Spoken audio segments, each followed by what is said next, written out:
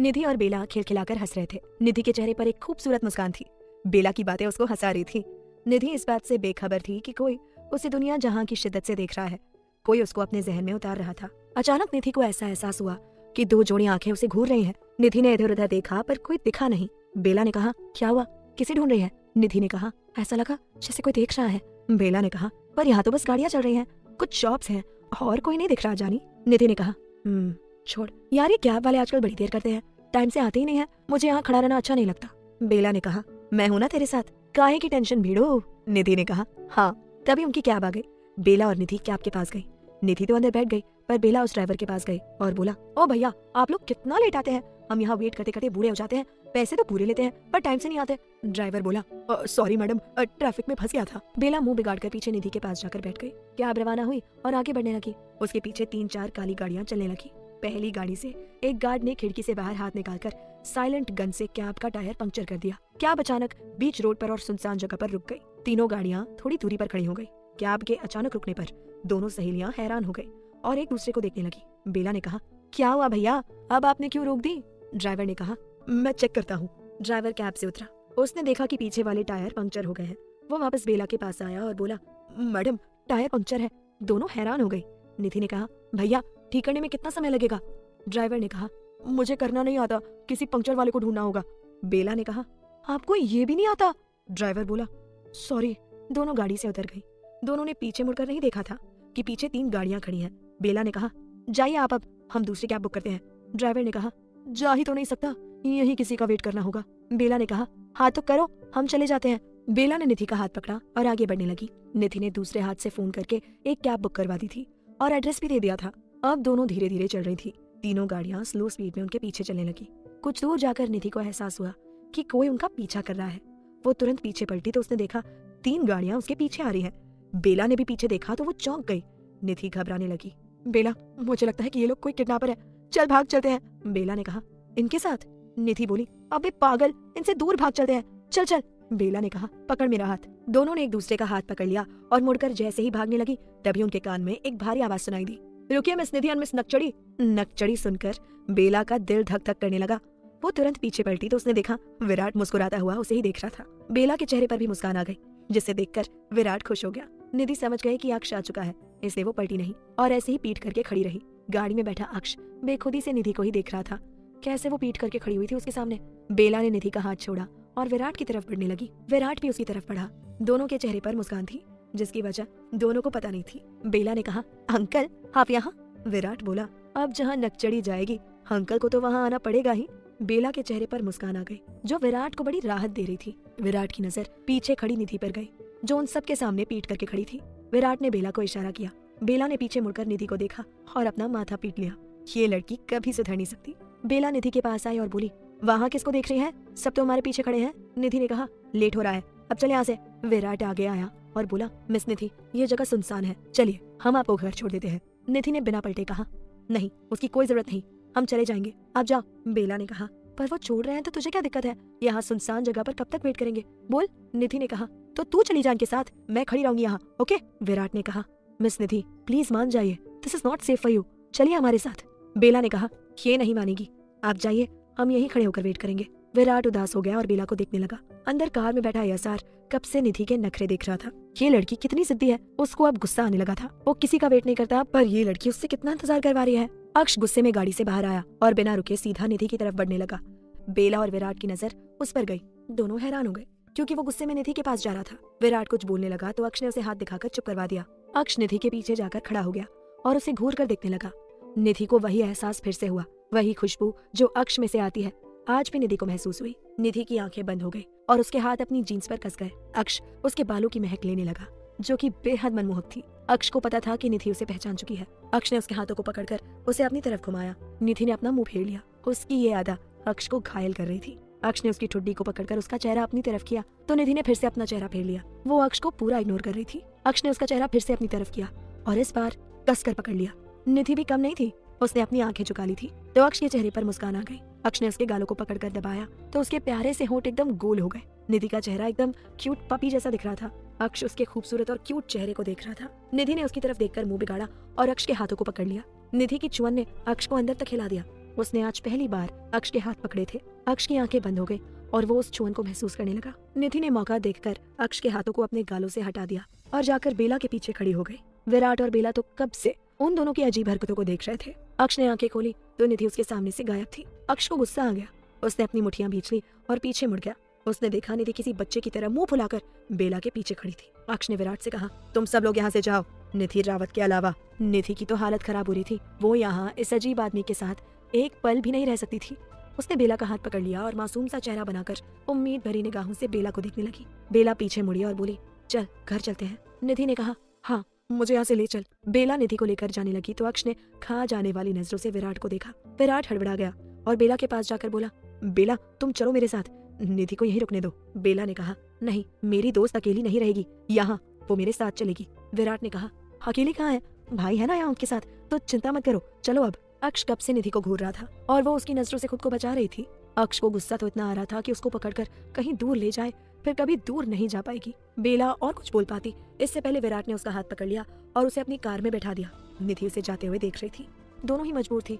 विराट ने उसको आगे बैठा दिया और कुछ ही देर में 2 गाड़ियां वहां से चली गई। अब उस सुनसान जगह पर निधि और उसका डर और उसके सामने खतरनाक माफिया, उसका गुस्सा और एक गाड़ी खड़ी थी। निधि ने रोड को देखना ही बेहतर समझा और उसे देखती रही। अक्ष उसके करीब पड़ने लगा। निधि डर गई और पलटकर भागने लगी। तभी अक्ष ने उसके बैग को कसकर पकड़ लिया और निधि को अपनी तरफ खींचा। अक्ष ने पीछे लटकते उसके बैग को उतारा और निधि का हाथ पकड़ लिया और बैग को कार में रख दिया। कार की गेट को बंद करके अक्ष ने उसके हाथ को कसकर पकड़ लिया और उन्हें दबाने लगा। कितने कोमल हाथ है इस लड़की के। निधि मुंह फुलाकर उसे देख रही थी और बोली, मेरा हाथ छोड़िए। अक्ष ने उसके हाथ को और कसकर पकड़ लिया और बोला, छोड़ने के लिए थोड़ी ना पकड़ा है, मैं आपसे बात नहीं करूंगी। अक्ष ने कहा, करनी होगी, ये मेरा ऑर्डर है। निधि ने कहा, मुझे नहीं करनी, आप मुझे हर्ट करते हो। अक्ष ने कहा, तुम्हारे साथ कुछ भी करने का हक है मुझे। निधि उससे बहस में जीत नहीं सकती थी। उसने चुप रहना बेहतर समझा और अपने हाथ को छुड़ाने लगी, जो कि नाकाम कोशिश थी। अक्ष की पकड़ मजबूत थी। निधि का पूरा शरीर हिल रहा था पर वो अपना हाथ छुड़ा नहीं पाई। परेशान होकर निधि बोली, छोड़िए ना। अक्ष कुछ नहीं बोला और उसे जुनून से देखने लगा। उस खिलौने के साथ खेल रहा था हमारा माफिया। अब निधि क्या करे, कैसे अपना हाथ छुड़ाए। निधि के दिमाग में एक खुराफाती आइडिया आया। निधि ने ऐसी एक्टिंग की जैसे उसे चक्कर आ रहे हैं। एकदम से निधि की आंखें बंद होने लगी और वो लड़खड़ाने लगी। जैसे ही वो गिरने वाली थी, अक्ष ने उसे अपनी बाहों में भर लिया। उसकी आंखें बंद थी। अक्ष उसके खामोश चेहरे को देख रहा था बिना किसी भाव के। काफी देर तक कोई हलचल नहीं हुई तो निधि ने एक आंख खोली तो बिल्कुल पास में अक्ष के चेहरे को देखकर हड़बड़ा गई। अक्ष के हाथ उसकी कमर पर थे और वो उसकी बाहों में झूल रही थी। निधि ने दोबारा अपनी आंखें बंद कर दी। अक्ष उसे देखकर बोला, हो गया नाटक, अब चुपचाप गाड़ी में बैठो वरना। निधि डर गई। उसने तुरंत अपनी आंखें खोली और एकदम सीधी खड़ी हो गई। अक्ष गाड़ी के पास गया और गेट खोलने लगा। तब तक निधि वहां से खिसक गई। अक्ष बिना पलटे बोला, एक कदम भी आगे बढ़ाया ना तो पूरी रात के लिए जंगली जानवरों के बीच ले चलूंगा। निधि वापस उसके पास आकर खड़ी हो गई और एक आज्ञाकारी बच्चे की तरह सर झुकाकर उसके पीछे खड़ी हो गई। अक्ष उसके बैग को साइड में रख रहा था। निधि उसके पीछे खड़े होकर बोली, मैं आपसे कभी बात नहीं करूंगी। अक्ष ने उसकी बात का कोई जवाब नहीं दिया और थोड़ी देर में उसकी तरफ पलट गया। उसका हाथ पकड़कर उसे आगे की सीट पर बैठा दिया और वहीं खड़े होकर उसका सीट बेल्ट भी बांध दिया और जोर से गेट बंद कर दिया। निधि मुंह फुलाकर बैठ गई। दूसरी तरफ से अक्ष आकर बैठ गया। उसने सीट बेल्ट बांधा और जैसे ही गाड़ी स्टार्ट करने लगा, निधि ने अपनी सीट बेल्ट खोल दी और झट से गाड़ी से बाहर निकल गई। अक्ष को बहुत ज्यादा गुस्सा आया। उसका हाथ बार बार अपने खंजर की तरफ बढ़ने लगा। उसने अपने गुस्से को कंट्रोल किया, एक जोर का मुक्का स्टीयरिंग पर मारा और गुस्से से कार से उतर गया। निधि अपनी धुन में आगे बढ़ रही थी। अक्ष उसके पीछे पीछे कदम से कदम मिलाकर चलने लगा। निधि ने अपनी रफ्तार बढ़ा दी थी तो अक्ष ने भी अपनी रफ्तार बढ़ा दी और एक झटके में उसका हाथ पकड़कर उसे गोल घुमाकर अपनी तरफ खींचा। अक्ष ने इस बार निधि को अपने कंधे पर उठा लिया और गाड़ी की तरफ बढ़ने लगा। निधि फड़फड़ा रही थी। अक्ष ने इस बार उसे पीछे की सीट पर धकेल दिया और खुद भी अंदर घुस गया। अंदर आते ही उसने कार के पर्दे गिरा दिए। निधि कांपने लगी। अब ये आदमी उसके साथ क्या करने वाला है। निधि सिमटने लगी तो अक्ष ने उसे पकड़कर अपनी गोद में बैठा लिया। निधि को बहुत अजीब लग रहा था किसी मर्द की गोद में इस पोजीशन में बैठकर। उसके गाल लाल हो गए। अक्ष उसकी हालत देख रहा था। अक्ष ने उसकी कमर पकड़ ली और उसे अपनी तरफ खींचने लगा। निधि एकदम उसके करीब आ गई। अक्ष को मधोशी छाने लगी। निधि को अपने इतना करीब देखकर निधि का दिल भी धक धक करने लगा। उसके हाथ अक्ष के सीने पर थे। उसे उसकी धड़कन सुनाई दे रही थी। ये सब क्या हो रहा था। निधि को कुछ भी गलत नहीं लग रहा था, बल्कि वो बहक रही थी। अक्ष का अंगूठा निधि के होठों के पास गया और उन्हें छूने लगा। निधि की सांसें तेज हो गई। निधि को यूं देखकर अक्ष बोला, तेरी रूह पर, तेरे जिस्म पर बस हक है एक मेरा। तेरे अक्ष पर हक है बस इस एक अक्ष का। निधि ने अपनी आंखें बंद कर ली। अक्ष ने अपने होठ निधि के होठों की तरफ बढ़ा दिए। निधि को पता नहीं था पर कुछ कुछ एहसास हो रहा था। वो आंखें नहीं खोलना चाहती थी। अक्ष का हाथ उसकी गर्दन पर गया और उसने निधि के होठों पर अपने होठ रख दिए। अचानक निधि सहर उठी। उसकी पूरी दुनिया जैसे बदल गई। ये कैसा एहसास है जो वो जी रही थी। निधि हिलने लगी तो अक्ष ने उसे कसकर पकड़ लिया और हिलने नहीं दिया। अक्ष उसके होठों को अपने होठों से छू रहा था। अभी तक उसने कुछ किया नहीं था, अब अक्ष से भी नहीं रहा गया। धीरे धीरे उसने अपने होठ चलाने शुरू कर दिए। निधि अलग दुनिया में पहुंच गई, उसको कोई होश नहीं था। अब अक्ष उसको चूमने लगा था। अक्ष के होठ निधि के होठों को छोड़ ही नहीं रहे थे। निधि के हाथ अपने आप अक्ष के कंधों पर चले गए और उसने अक्ष को कसकर पकड़ लिया। अक्ष निधि को चूमे जा रहा था। अब निधि से सहन नहीं हुआ तो उसने अपने हाथों को जोर से अक्ष को खुद से दूर करना चाहा, तो अक्ष ने अपने एक हाथ से निधि के दोनों छोटे से हाथों को पकड़ लिया और उसे बेतहाशा चूमने लगा। दोनों की सांसें तेज हो रही थी। निधि तड़प रही थी और अक्ष उसको पानी की आग में जल रहा था। कुछ देर बाद अक्ष को अपने गालों पर कुछ गीला महसूस हुआ। वो रुका। उसने निधि के चेहरे को देखा। निधि की आंखों से आंसू निकल रहा था और उसका चेहरा पूरा लाल हो चुका था। अक्ष की नजर उसके गाल पर बहते आंसुओं पर गई। जैसे ही वो आंसू नीचे गिरने वाला था, अक्ष ने तुरंत उसे होठों से पी लिया। अक्ष ने उसके हाथ छोड़ दिए और खामोशी से उसे देखने लगा। निधि अक्ष के कोट के बटन को देख रही थी। उसकी भीगी पलकें झुकी हुई थी। अक्ष आराम से सीट से टिककर बैठ गया और अपनी मलिका को देखने लगा, जो उसके कोट के बटन को देख रही थी। काफी देर तक यूं ही खामोशी छाई रही। कोई कुछ नहीं बोला। निधि के हाथ अक्ष के कोट पर थे।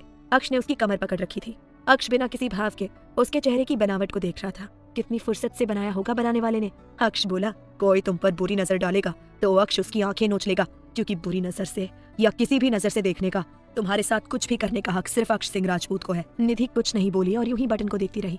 अक्ष ने गौर किया, इस लड़की का पूरा चेहरा लाल हो गया था और अब वो रो भी नहीं रही थी। अक्ष ने उसके चेहरे पर आते बालों की लट को अपनी उंगली पर घुमाना शुरू किया और उसे नशे से देख रहा था। इससे भी आगे बढ़ना चाहता हूँ, पर तुम्हारे साथ जब तुम भी अपना पूरा साथ दोगी, अक्ष इससे भी आगे, बहुत आगे बढ़ेगा। निधि को शर्म आ गई। उसने अपने दोनों हाथों से अपना चेहरा छुपा लिया। कुछ बोलने की तो उसकी हिम्मत नहीं थी। काफी देर तक वो यूं ही उसकी गोद में बैठी रही। तभी दोनों को कुछ वाइब्रेट सा महसूस हुआ। निधि के गाल फिर से लाल हो गए। अक्ष ने अपनी जांघ पर कुछ वाइब्रेट होता हुआ महसूस किया।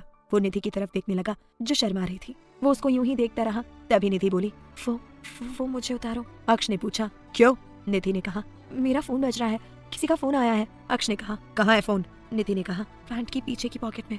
निधि इतना बोलकर उसके गोद से उठने लगी तो अक्ष ने उसे वापस बिठा लिया और उसको कमर से पकड़कर ऊपर किया। निधि को बहुत शर्म आ रही थी। अक्ष ने उसको थोड़ा ऊपर किया और बोला, निकालो अब। निधि ने अपना हाथ अपनी पॉकेट में डाला और फोन निकाला। अक्ष ने वापस उसे अपनी गोद में बैठा दिया। अक्ष ने कहा, किसका कॉल है? निधि बोली, मम्मा का। अक्ष ने कहा, उठाओ। निधि जैसे ही उठाने लगी, कॉल कट चुका था। निधि ने दोबारा ट्राई करने की कोशिश की तो अक्ष ने उससे फोन छीन लिया और बोला, मेरा वक्त सिर्फ मेरा है, उसमें कोई और नहीं आ सकता। निधि ने कहा, ओके। अक्ष निधि का फोन चेक करने लगा और बोला, पासवर्ड बताओ। निधि ने कहा, क्यों? अक्ष ने घूर कर उसे देखा तो वो डर गई और बोली, टमाटर। अक्ष ने कहा, क्या कहा तुमने? निधि ने बोला, आपको नहीं बोली, सच में टमाटर तो मेरे फोन का पासवर्ड है। अक्ष ने गुस्से में उसे घूरा और फोन में टमाटर टाइप कर दिया। फोन खुल गया। वो काफी देर उसके फोन में कुछ करता रहा और वो उसे देख रही थी। उधर दूसरी गाड़ी में बेला उदास सी बैठी थी। आज वो विराट से लड़ाई भी नहीं कर रही थी, जो विराट को अच्छा नहीं लगा। विराट ने कहा, क्या हुआ? नकचड़िया जितनी शांत कैसे है?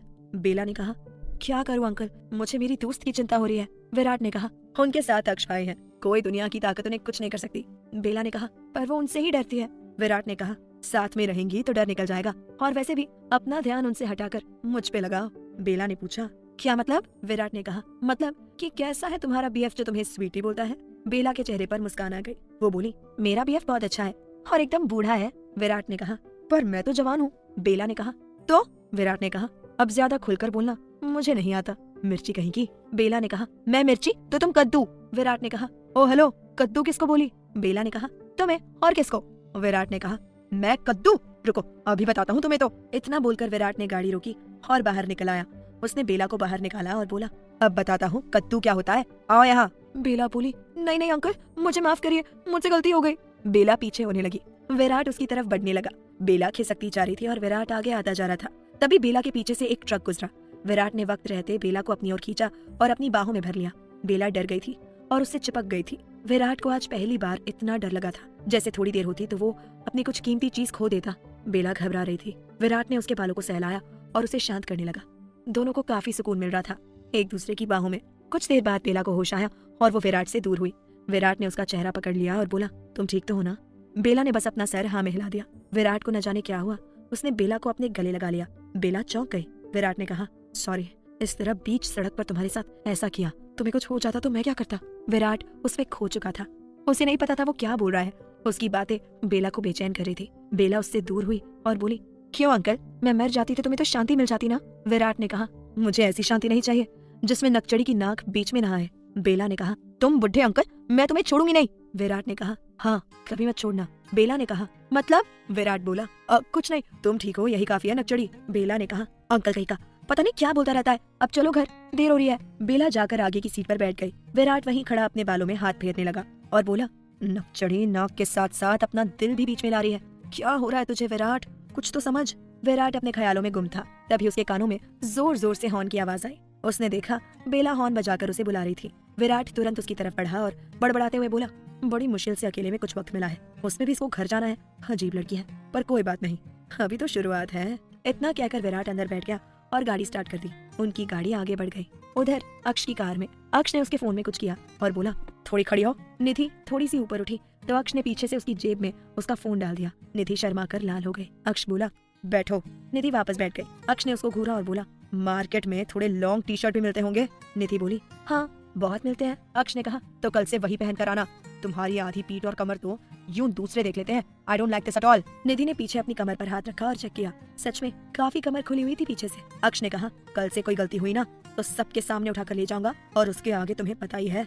निधि बोली, नहीं नहीं मैं ध्यान रखूंगी, प्लीज आप कुछ मत करना। निधि थोड़ा हिलने लगी तो उसका हाथ अचानक अक्ष के कोट पर लगा जहाँ उसका खंजर रखा हुआ था। निधि को थोड़ा सा चुभा। उसकी पूछने की हिम्मत नहीं थी पर वो जानना चाहती थी। अक्ष उसके हाव भाव से पहचान गया और बोला, इसके अंदर वो है जिससे बहुत जल्द तुम्हारी मुलाकात होगी, वो बड़ी बेसब्री से तुम्हारा इंतजार कर रहा है।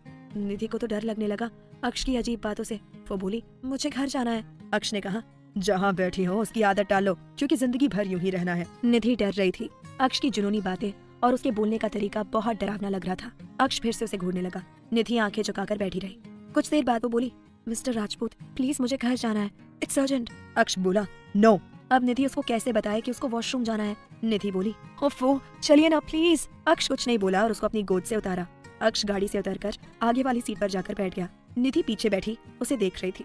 अक्ष ने गाड़ी स्टार्ट किया और तेज रफ्तार से आगे बढ़ा दी। कुछ ही देर में वो लोग एक होटल के बाहर आकर रुके। ये एक 5 स्टार होटल थी। इसका मालिक अक्ष ही था। अक्ष गाड़ी से उतरा और उसके पीछे बैठी निधि को बाहर निकाला और उसका हाथ पकड़कर उसे होटल के अंदर ले जाते हुए उसने चाबी एक गार्ड के सामने फेंक दी जो वहीं खड़ा था।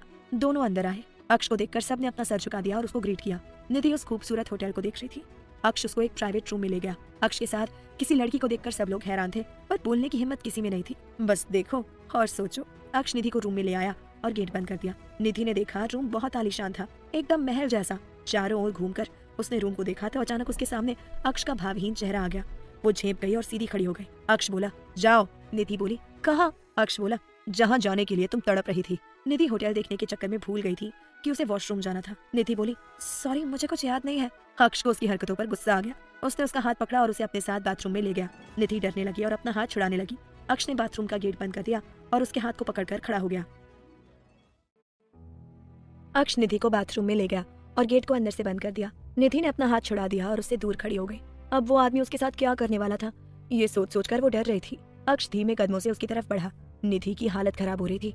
वो बोली, आप यहाँ क्यों हैं? अक्ष बोला, क्योंकि तुम यहाँ हो। निधि पीछे खिसकती गई और जाकर एक दीवार से सट गई। अक्ष उसके एकदम पास आया। उसने निधि के दोनों तरफ अपने हाथ रख दिए और उसे जुनून से देखकर बोला, कुछ याद आया? निधि बोली, हाँ मुझे याद आ गया, अब आप जाइए प्लीज। अक्ष निधि से दूर हुआ और बाथरूम से बाहर निकल आया। अब जाकर निधि को चैन की सांस आई। वो फ्रेश होने चली गई। बाहर अक्ष सोफे पर शांत से बैठा अपनी घड़ी को देख रहा था। अचानक से घड़ी का कांटा 5 पर आकर रुका तो अक्ष के चेहरे पर हैवानियत भरी मुस्कान तैर गई और वो बोला, टाइम इज ओवर नाउ।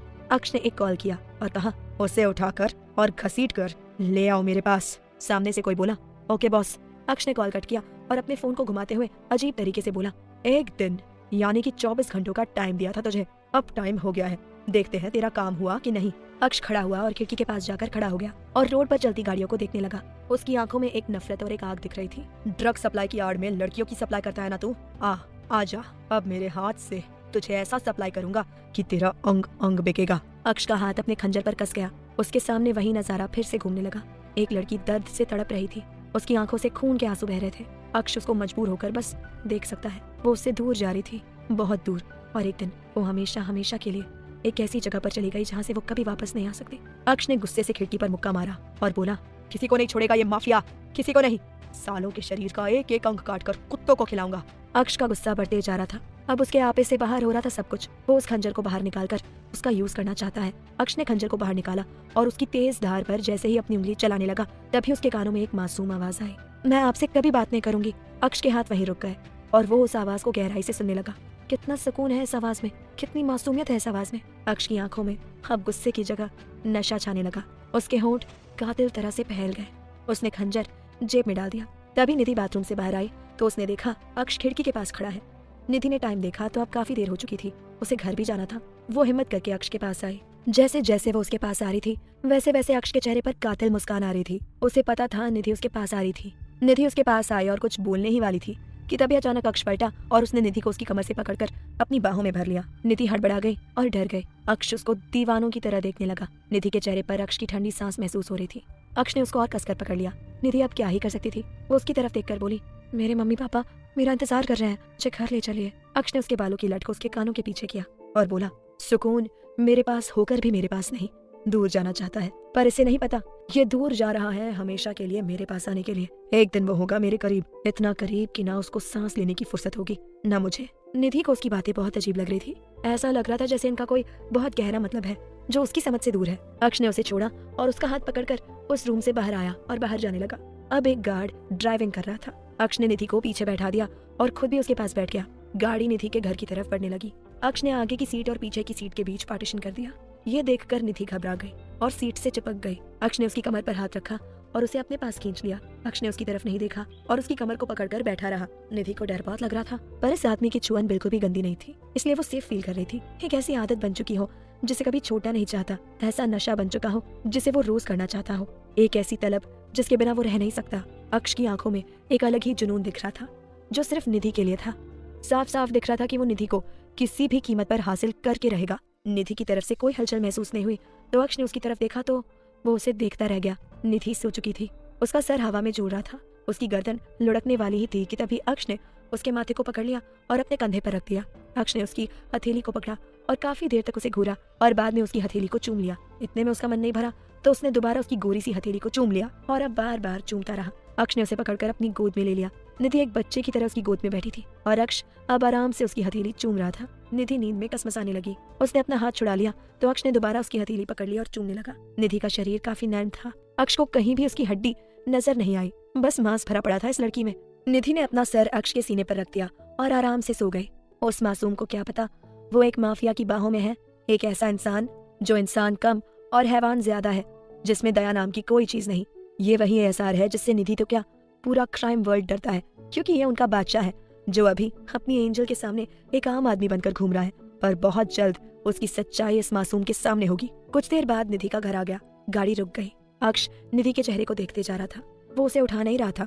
काफी देर तक वो यूं ही उसे लेकर बैठा रहा। अक्ष धीरे धीरे उसके होंठों की तरफ बढ़ने लगा। तभी अचानक निधि का फोन बजा। अक्ष वहीं रुक गया और निधि की आंखें खुली। उसने अक्ष को अपने इतने करीब देखा तो वो चौंक गई और उससे दूर होने लगी, पर अक्ष की मजबूत पकड़ से वो रुक गई। निधि बोली, मेरा घर आ गया क्या? अक्ष बोला, निधि बोली, तो अब मैं जाऊं? अक्ष ने कहा, नहीं। निधि बोली, मेरी मम्मी बार बार फोन कर रही हैं। अक्ष ने उसको झट से छोड़ दिया और पार्टीशन को हटा दिया। निधि गेट खोलने लगी पर उससे खुला नहीं। तब अक्ष ने अपनी तरफ से गेट को खोला और उसे बाहर निकाला और उसका बैग उसे थमा दिया। निधि बिना रुके बिना कुछ बोले झट से अपने घर में भाग गई। अक्ष उसको भागते हुए देख रहा था। उसके बाल लहरा रहे थे, उसका पूरा शरीर मटक रहा था। कुछ ही देर में वो गायब हो गई। अक्ष गाड़ी में बैठा और अपनी कंपनी की तरफ बढ़ा। अब उसने अपने ऊपर हैवान को हावी होने दिया और गुस्से से कंपनी की तरफ बढ़ने लगा। विराट ने बेला के घर के आगे गाड़ी रोकी। बेला गाड़ी से उतर गई और जाने लगी। विराट उसको जाते हुए बेचैनी से देख रहा था।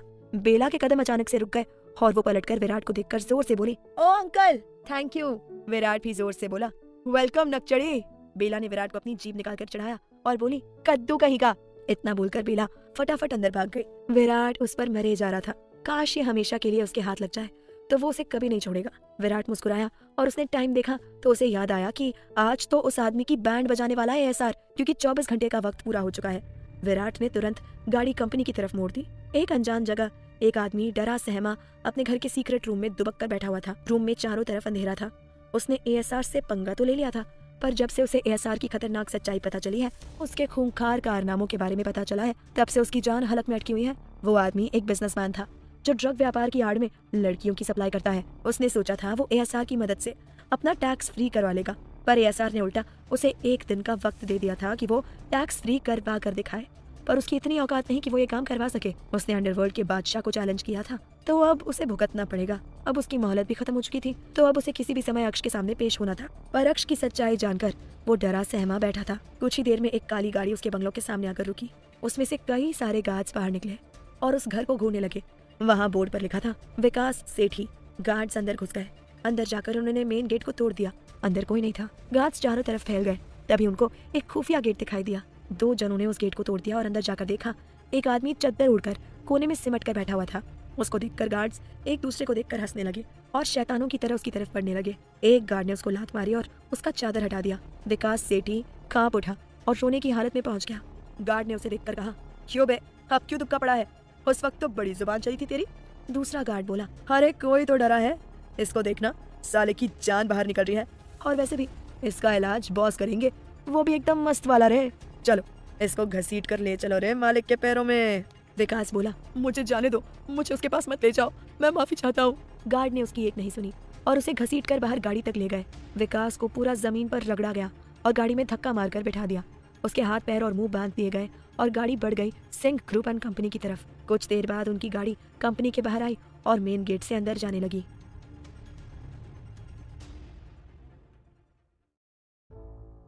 विकास को गाड़ी से बाहर धक्का मारकर निकाला गया। विकास को बड़ी बेरहमी से घसीटकर सीक्रेट रास्ते से होते हुए उस अंडरग्राउंड एरिया में ले जाया गया जो कंपनी के नीचे था। विकास की हालत खराब हो रही थी। उसका बढ़ता हर कदम उसे उसकी मौत की तरफ ले जा रहा था जो उसका इंतजार कर रही थी। विकास को उसी रास्ते से होते हुए एक डरावने से कमरे में ले जाया गया जहां पर नाम मात्र की रोशनी थी, वो भी एक पीले लैंप की जो छत पर लटक रहा था। विकास को उस रूम में लाकर खड़ा कर दिया गया। विकास की नजर उस लटकते हुए पीले लैंप पर गई और वो जैसे जैसे नीचे देखता गया उसकी रूह कांपती गई। लैंप के नीचे एक सोफे पर एक हैवान आराम से बैठा उसे आग भरी निगाहों से घूर रहा था। विकास बुरी तरह से डर गया और कांपने लगा। सोफे के पास विराट खड़ा था। वो आगे आया और विकास की ठुड्डी पकड़ी और गुस्से से बोला, क्यों बे, करवा दिया माल को टैक्स फ्री। विकास बोला, माफ कर दो विराट भाई, मुझसे भूल हो गई जो मैंने इनसे पंगा ले लिया। विराट ने उसकी ठुड्डी को झटक दिया और कहा, भाई इसको तो आप ही प्रसाद खिलाओ, साला लड़कियों को बेचता है। अक्ष एक टांग पर दूसरी टांग देकर आराम से बैठा था और चेहरे पर कोई भाव नहीं थे। अक्ष के मुंह से धुआं निकल रहा था जो पूरे कमरे में फैल रहा था। उसने सिगरेट को मुंह से बाहर निकाला और अपनी 2 उंगलियों के बीच फंसा लिया और एक बार और धुआं छोड़कर विकास की तरफ देखकर बोला, सेठी इधर आना। तो विकास की तो हालत खराब हो गई। उसका अंग अंग कांप रहा था। उसकी मौत बड़े खतरनाक तरीके से उसे अपने पास बुला रही थी। विकास अपनी जगह पर जम गया। एक गार्ड ने उसको धक्का मारा और वो जमीन पर गिर गया। उसको देखकर अक्ष बोला, जमीन पर क्या टैक्स फ्री करवा रहा है? विकास हिम्मत करके खड़ा हुआ और हाथ जोड़कर बोला, एएसआर मुझे माफ कर दीजिए, मुझसे गलती हो गई। अक्ष बोला, विराट लिस्ट निकाल। विराट ने एक फाइल खोली और पढ़ना शुरू किया। इस घटिया विकास सेठी ने आज तक 500 लड़कियों को बेचा था और न जाने कितनी लड़कियों के साथ गलत हरकत की थी। जैसे जैसे विराट बोलता जा रहा था अक्ष का पारा हाई होता जा रहा था। अचानक अक्ष खड़ा हुआ और गुस्से से विराट को बोला, बस। विराट एकदम चुप हो गया। अक्ष उस विकास की तरफ बढ़ा और उसने सीधा उसकी गर्दन को पकड़ लिया और उसके कानों में बोला, टैक्स फ्री चाहिए साले को? हाँ तू रुक, तुझे तो आज पूरी दुनिया से फ्री करवाता हूँ। अक्ष ने अपनी हाथ में जलती हुई सिगरेट को अजीब नजरों से घूरा और सीधा उसकी गर्दन में घुसा दिया। विकास दर्द से चिल्लाने लगा पर वहाँ किसी को कोई दया नहीं थी। अक्ष उस सिगरेट को अंदर तक घुसाता जा रहा था और वो चिल्लाता जा रहा था। आधी से ज्यादा सिगरेट अंदर घुस चुकी थी। अक्ष ने उसे वहीं रहने दिया। विकास रोते हुए बोला, प्लीज मुझे छोड़ दो, बहुत दर्द हो रहा है। अक्ष ने उसके गालों को नोच डाला और बोला, दर्द दर्द दर्द, ये क्या होता है? वो उन लड़कियों से पूछना ऊपर जाकर जिनको तूने मार डाला। अक्ष ने एक जोरदार मुक्का उसके मुंह पर मारा। वो अधमरा जमीन पर गिर गया। अक्ष ने उसके पेट के नीचे वाले हिस्से पर अपना पैर रख दिया और जोर से दबाने लगा। विकास दर्द से चिल्ला उठा। अक्ष हैवान की तरह उसको देखकर बोला, कमजोर पर अपनी मर्दानगी छाड़ता है, निकालो तेरी सारी मर्दानगी। अक्ष ने जोरदार लात उसको मार दी और गुस्से में पलट गया। कुछ पल भी नहीं बीते, अक्ष फिर से उसकी तरफ बढ़ा और एक और लात उसकी पैंट में मार दी। विकास अब अधमरा हो चुका था। एएसआर वापस जाकर अपने सोफे पर बैठ गया और दूसरी सिगरेट जलाकर उसके कश लेने लगा। विराट आगे आया और उस नीच इंसान को उसके बालों से पकड़ा और बोला, पता नहीं तुझे कि भाई को कितनी नफरत है उन लोगों से जो लड़कियों के साथ गलत काम करते हैं। भाई बहुत बेरहम है, हर तरह के क्राइम करते हैं पर एक लड़की के साथ ना गलत करते हैं ना करने देते हैं। पर तूने तो वही काम किया रे, अब तेरे को कोई नहीं बचा सकता। चल 5 मिनट का रेस्ट ले ले। विराट ने उसका सर झटक दिया और अक्ष के पास जाकर खड़ा हो गया। एक सिगरेट पीने के बाद अक्ष ने उसे फेंक दिया और अपने कोट की जेब में हाथ डाला और उसके चेहरे पर शैतानी मुस्कान आ गई। उसका साथी अब बाहर जो आने वाला था। अक्ष ने अपने खंजर को बाहर निकाला, जिसकी धार काफी चमक रही थी। अक्ष हैवान की तरह खंजर को देखकर बोला, काफी दिन से तेरी प्यास नहीं बुझाई ना, चल आज जी भरकर अपनी प्यास बुझा ले। विकास जमीन पर पड़ा पड़ा तड़प रहा था। उसके सामने उसकी मौत खड़ी थी, जो बेहद बेरहम थी। उसकी आधी बची जान भी अब निकलने ही वाली थी। अक्ष खड़ा हुआ और अपने खंजर को देखते हुए विकास की तरफ बढ़ने लगा। विकास सिमटता जा रहा था। अक्ष उसके नजदीक आया और उसने उसकी हथेली पर अपना पैर रख दिया और दबाने लगा। अक्ष की आंखों में सिर्फ और सिर्फ खून नजर आ रहा था। अक्ष ने खंजर को विकास के सामने किया। वो खतरनाक खंजर की धार देखकर विकास तड़प उठा और रोने लगा। विकास भीख मांगने लगा, मुझे जाने दो, अब से मैं किसी लड़की के साथ गलत हरकत नहीं करूंगा, प्लीज एक आखिरी मौका। अक्ष खंजर को अपनी हथेली पर चलाते हुए बोला, वो लड़कियां भी ऐसी ही गिड़गिड़ाई होंगी ना, पर तुझ कमीने ने उनकी एक नहीं सुनी होगी। और एएसआर ने अपना खंजर कसकर पकड़ा और नीचे उस आदमी के पास बैठ गया। अक्ष ने उसके शर्ट को फाड़ दिया। विकास और तड़पने लगा। अब अक्ष के सामने उसका खुला सीना था। अक्ष खंजर को पकड़ा और अपने गार्ड्स को इशारा किया। 2 गार्ड्स ने आकर विकास के हाथ पैर पकड़ लिए। अक्ष ने खंजर को उसके सीने पर चलाना शुरू किया। विकास बुरी तरह से रोने लगा। अक्ष बेरहमों की तरह उसके सीने पर कुछ न कुछ लिख रहा था। पूरा सीना खून से लथपथ हो गया। खून बहता हुआ नीचे जमीन पर आ गया था। खंजर पूरा लाल हो चुका था। अक्ष ने उसके सीने के बीचों बीच बड़े बड़े अक्षरों में लिखा ASR। उसके सीने पर खून से ASR लिखा हुआ था। अक्ष रुका और अपने खंजर को एकदम जोर से उसके दिल में घोंप दिया। एक भयानक चीख पूरे रूम में गूंज उठी, पर वहां खड़े एक आदमी को भी दया नहीं आई, क्योंकि ऐसे नीच लोगों की मौत ऐसी ही होती है। लड़कियों के साथ बिना उनकी मर्जी के कुछ भी करना गलत ही नहीं, एक गुनाह भी है, जिसकी सजा इंसान तो क्या, यमराज भी बड़ी बेरहम देता है। अक्ष खड़ा हुआ और अपने खंजर को देखने लगा। एक गार्ड आगे आया। उसने अक्ष को कपड़े दिए। अक्ष ने अपना खंजर साफ किया और उसे जेब में डाल दिया। जमीन पर पड़े बेजान शरीर को एक जोरदार लात मारकर अक्ष बोला, फेंकवा दो साले को कचड़े के डिब्बे में। इतना बोलकर अक्ष वहां से चला गया। विराट उसके पीछे पीछे चलने लगा। अक्ष अंडरग्राउंड से बाहर आकर सीधा अपनी कंपनी की बिल्डिंग में घुस गया। उसको देखकर सब खड़े हो गए और सर झुकाकर उसको ग्रीट करने लगे। अक्ष सबको इग्नोर करता हुआ आगे बढ़ा। बिल्डिंग के मेन हॉल की बड़ी सी दीवार पर एक बहुत बड़ी तस्वीर लगी हुई थी। अक्ष उस तस्वीर के आगे आकर खड़ा हो गया और उसको देखने लगा। विराट उसके पीछे खड़ा था। उस तस्वीर को देखकर विराट की आंखों में आंसू बहने लगे। एक प्यारी सी और खूबसूरत सी लड़की की तस्वीर सामने थी, जिसमें वो मासूम सी लड़की मुस्कुरा रही थी। विराट बड़ी मुश्किल से खुद को संभाल रहा था और अक्ष बिना किसी भाव के उस तस्वीर को एकटक देखे जा रहा था। उस तस्वीर के आगे फूल रखे हुए थे, जिन्हें देखकर अक्ष बोला, कमल इतने पसंद थे कि तुम्हें अब रोज कमल ही चढ़ते हैं। विराट ने अपनी आंखें बंद कर ली और उसकी आंखों से पानी बहने लगा। अक्ष वहां से अपने कैबिन में चला गया। विराट आगे आया और उस तस्वीर के आगे हाथ जोड़कर बोला, काश तुम होती तो सब कुछ कितना अलग होता। विराट भी वहां से चला गया। अक्ष का आलीशान कैबिन बिल्डिंग के फर्स्ट फ्लोर पर ही था। बहुत ही खूबसूरत और विकसित सा कैबिन था एएसआर का, जहां से वो पूरी कंपनी को हैंडल करता था। अक्ष जाकर अपनी बड़ी सी और आलीशान सी चेयर पर बैठ गया और अपने पेंडिंग काम पूरे करने लगा। उसे देखकर कोई नहीं कह सकता था कि अभी उसके दिल और दिमाग में क्या चल रहा है। वो बस अपना काम करने लगा। उसको अब आसपास की कोई खबर नहीं थी। विराट अपने कैबिन में चला गया, जो अक्ष के बाजू में था। विराट अपनी चेयर पर बैठा और लंबी सांस लेकर बोला, काफी खतरनाक दिन था आज का। विराट ने आंखें बंद की और सर टिकाकर बैठ गया। तभी उसके दिमाग में नकचड़ी घूमने लगी। आंखें बंद किए हुए विराट मुस्कुराने लगा। रात हो चुकी थी। निधि ने खाना खा लिया और अपने कमरे में बुक्स रीड कर रही थी। उसका पढ़ाई में ध्यान जा ही नहीं रहा था। बार बार उसे वो किस याद आ रही थी जो अक्ष ने उसे की थी। निधि ने कई बार अपना सर झटका, पर वही ख्याल उसके दिमाग में घूमने लगा। परेशान होकर निधि ने बेला को कॉल किया, जो खुद विराट अंकल के ख्यालों में गुम थी। उसने काफी देर बाद निधि का कॉल पिक किया और बोली, सोई नहीं अब तक? निधि बोली, पढ़ रही थी पर पढ़ाई में मन ही नहीं लग रहा, क्या करूं? बेला बोली, मेरा तो कहीं मन नहीं लग रहा है, पता नहीं क्या हो रहा है। निधि बोली, कल ना किसी बाबा से नजर उतरवा कर आएंगे, तब कुछ अच्छा लगे शायद। बेला ने कहा, हाँ, और कल हॉलिडे भी है तो थोड़ी शॉपिंग भी हो जाए, क्या बोलती है?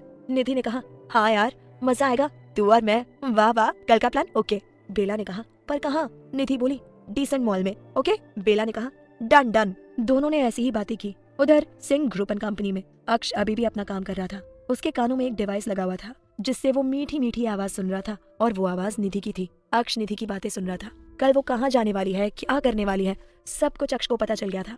ऐसा नहीं था कि अक्ष लड़कियों की प्राइवेट बातें सुन रहा था, वो बस निधि की खबर रखना चाहता था। उसे पता होना चाहिए ये लड़की कहाँ रहती है, किससे बात करती है। अब उसे पता चल गया है कि उन दोनों का क्या प्लान बना है, तो उसने उस डिवाइस को अपने कान से निकाला और लैपटॉप को बंद कर दिया। निधि और बेला तो अभी भी बातें कर रही थी, जिन्हें सुन पाना सबके बस में नहीं था। अक्ष को जितनी जानकारी चाहिए थी उतनी उसे मिल गई थी। अक्ष ने विराट को कॉल करके कुछ कहा और कंपनी में अपनी रेंज रोवर लेकर निकल गया। इतनी देर बात करने के बाद दोनों सहेलियां थक गईं और गुड नाइट बोलकर कॉल कट कर दिया। निधि खुश थी, कल वो शॉपिंग पर जाने वाली थी। वो खुशी से झूम उठी और गोल गोल घूमने लगी। फिर जाकर वो बालकनी में खड़ी हो गई। ठंडी हवाएं उसको सुकून पहुंचा रही थी। उसके जिस्म को जैसे ही ठंडी हवा छूती, उसके रोंगटे खड़े हो जाते और वो मुस्कुराने लगती। उसकी मुस्कान पर तो इतना बड़ा माफिया भी मर मिटा है, तो बाकी तो क्या ही चीज है। निधि ने अपने हाथ अपने कमर पर कस लिए और हवा को महसूस करने लगी। उसकी अदा बार बार उस इंसान को घायल कर रही थी जो उसे दीवानों की तरह पेड़ के पीछे खड़ा होकर देख रहा था। उसकी आंखों में निधि को पाने की चाहत और बढ़ रही थी। वो नशीली आंखों से निधि की हर एक अदा को देख रहा था। आंखें बंद किए निधि सुकून महसूस कर रही थी। तभी उसके सामने अक्ष का हैंडसम सा चेहरा घूमने लगा। निधि का दिल धक धक करने लगा।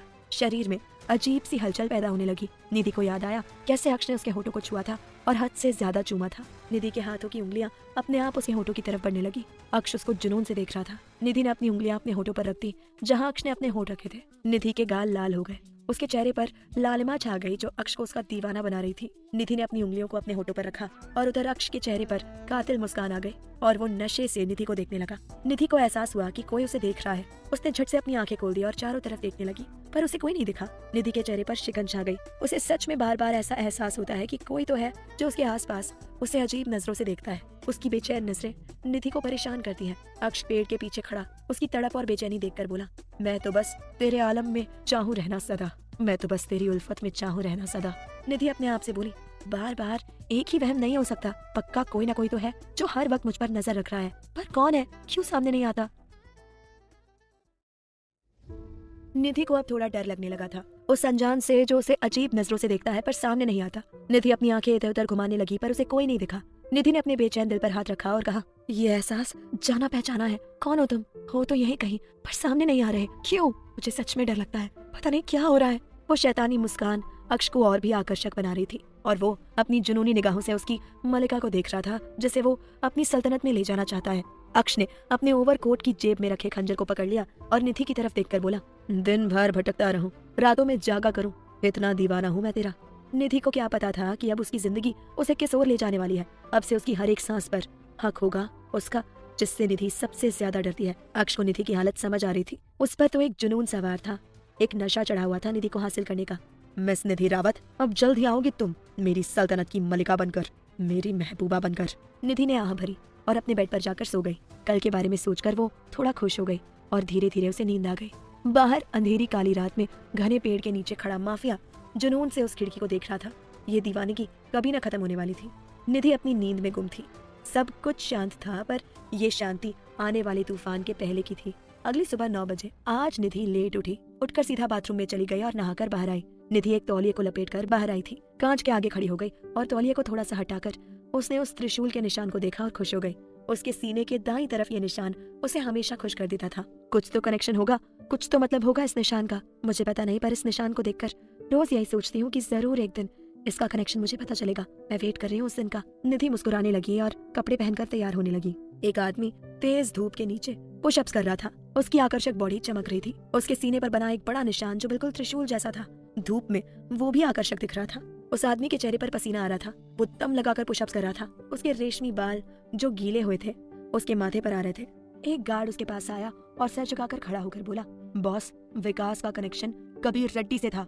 कबीर रेड्डी का नाम सुनकर वो आदमी अचानक रुक गया और एक झटके से खड़ा होकर अपने गार्ड को घूरने लगा। गार्ड डर गया।